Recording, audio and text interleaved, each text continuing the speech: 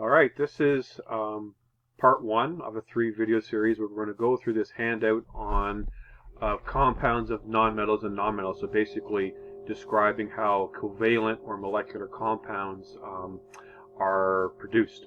So we're going to go through this first example in this video, and then we'll go through the other two in the second and third videos. So here we're making carbon dioxide.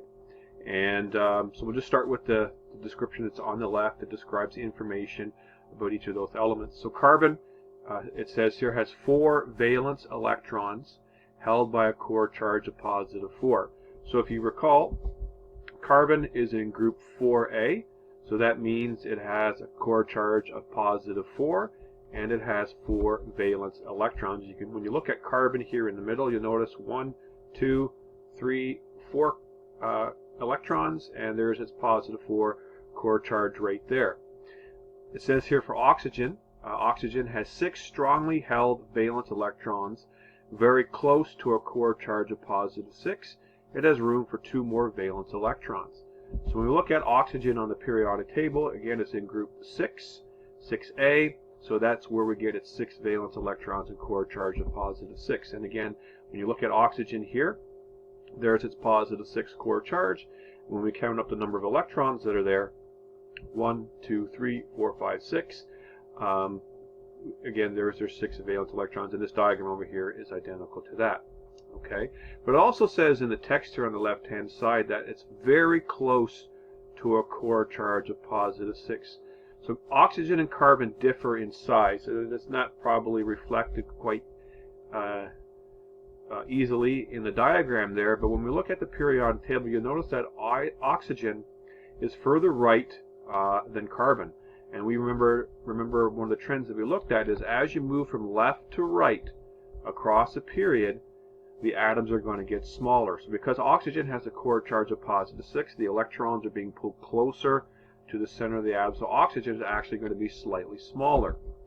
And so that means oxygen is going to be more electronegative. Both its positive 6 core charge and its smaller size compared to carbon makes it more electronegative.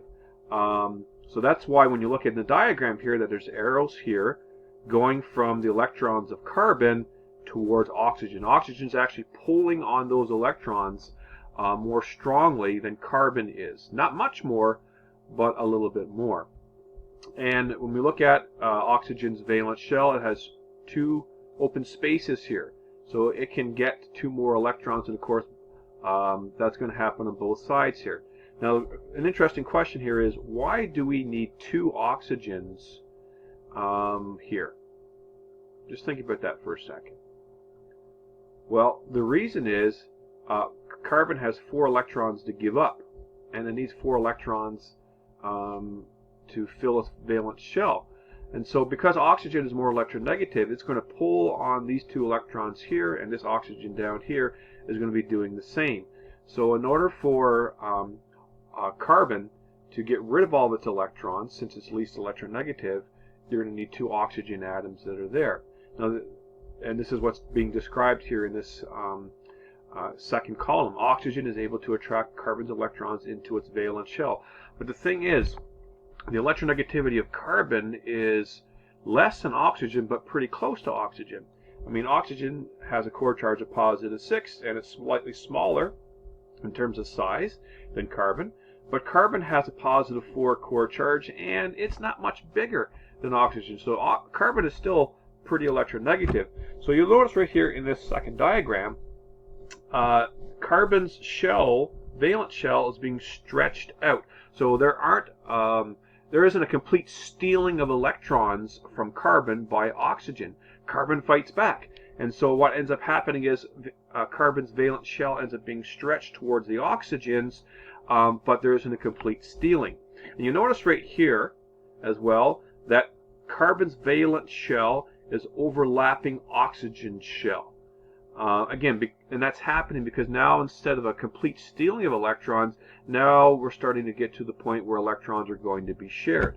So again, in the text it says carbon still strongly attracts the same 2 electrons to its core. You can see right here we got arrows coming back here now towards these empty spaces on carbon. So oxygen is pulling on carbon's electrons, but carbon is pulling on oxygen's electrons as well, and its own. So you got this tug of war that's happening back and forth. Okay?